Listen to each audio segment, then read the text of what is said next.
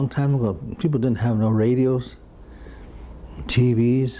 That's when I was, 4 or 5 years old. And electricity. Mm-hmm. So talking was entertainment, storytelling. They'd come in the evening and they feed. Some people would visit, they'd come over and they would feed them and sit there and talk.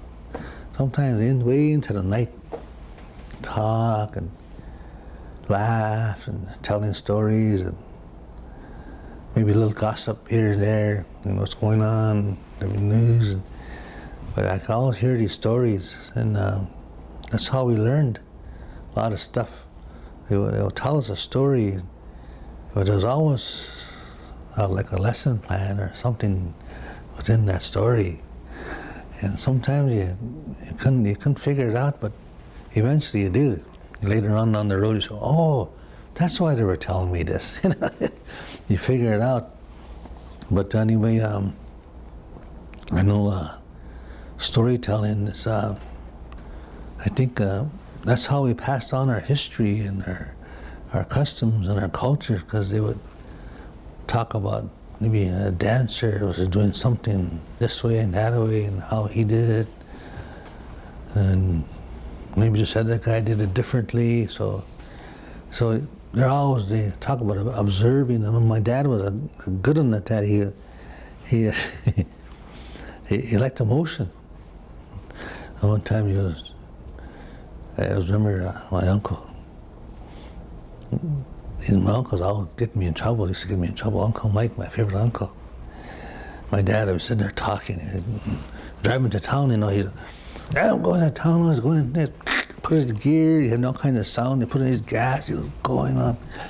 He put it in another gear. He was going. My uncle said, nudged him, said, "Ask your dad what kind of car he is driving." "Dad, what kind of car are you driving?" My uncle get me in trouble. and one time too, I remember my dad had a car. It was blue smoke was always coming out, and so we were someplace, and my uncle was there again. My dad had that car running, and we were sitting in the trunk. It was open. We were going to go someplace. He said, "Ask your dad what kind of wood he's burning." "Dad, what kind of wood are you burning?" "Hey, it's easy getting out of here." My uncle used to get me in trouble.